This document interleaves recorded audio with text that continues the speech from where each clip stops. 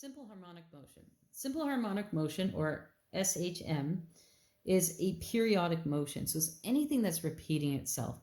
And then what we find is the force is directly proportional to the displacement. So in a pendulum clock, the displacement is how far something swings back and forth, back and forth.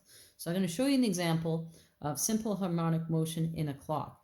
And what I want you to look for is the pendulum arm moving back and forth, back and forth. An example of simple harmonic motion is a pendulum clock.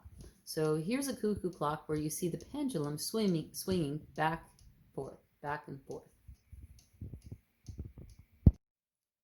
When we have problems with simple harmonic motion, we have this formula here. That's capital T is equal to 2 pi the square root of m divided by k. Well, capital T stands for the period.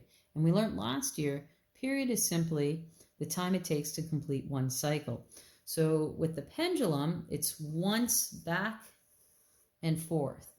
In an actual clock with hands, it'll be once around. So it's a cycle is just one of whatever the repeating pattern is. We have this other little symbol here, which is kind of like a sideways F or an italicized F. Okay, so period is equal to 1 over frequency. Well, frequency is how many cycles we complete in a given amount of time. And these two are just inverse of each other. So what we can do is take this formula and put 1 over this formula, which would give me 1 over 2 pi the square root of k over m. So when you compare the two, one is just the inverse of the other. And the reason for that is period and frequency are just the inverse of each other. So remember, period is the time it takes to complete one cycle. Frequency is how many cycles we complete, per unit time. Now in the video of the pendulum clock, in order for the clock to keep running, it has a counterweight that you have to, once every 2 days, pull down to give the clock slight energy. The clock is losing energy due to sound and friction. You could actually hear it ticking, going tick, tick, tick, tick. If we didn't have that counterweight, if we weren't adding energy back into the system, we would have something called dampened harmonic motion, where the motion starts getting smaller and smaller and smaller. It decreases with time. So if this was a pendulum, my clock, it would start really wide, like back and forth, back and forth. But because of friction and sound, it gets smaller and smaller and smaller.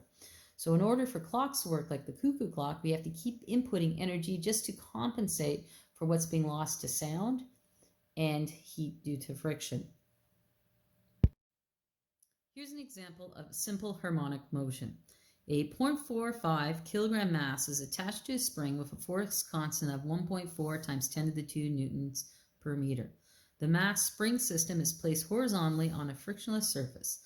The mass is displaced 15 centimeters and then is released. Determine the period and the frequency of the system. So what's happening this time is this system is just laying horizontally on the table and it's just going back and forth, back and forth, back and forth. So that's simple harmonic motion. So in simple harmonic motion, it doesn't decrease. We're always going to the exact same position and then back, exact same position and back. So first thing we need to do is write down our given information. I know what the mass is. So the mass is 0.45 kilograms. K is 1.4 times 10 to the 2 newtons per meter. And we know the mass is displaced 15 centimeters each time, so that's my x. X is 15 centimeters, which is the same as 0.15 meters. And we want to find the period and the frequency. So I'm looking for capital T and the frequency. So let's start with period. Period is equal to 2 pi the square root of m over k. All I need to do is plug in my given information. So I have 2 pi square root, the mass is 0.45, k is 140.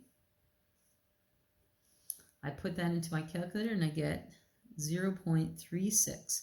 Now period is the amount of time to complete one cycle, so it must be measured in seconds. Now let's figure out the frequency. Well, frequency is simply equal to 1 over the period. So I could put it all into this formula here and get the same answer, or just realize if I take my current answer and go 1 over that, it'll give me the frequency as well. So it'll be 1 over 0.36, and that gives me 2.8 hertz. Frequency is measured in hertz.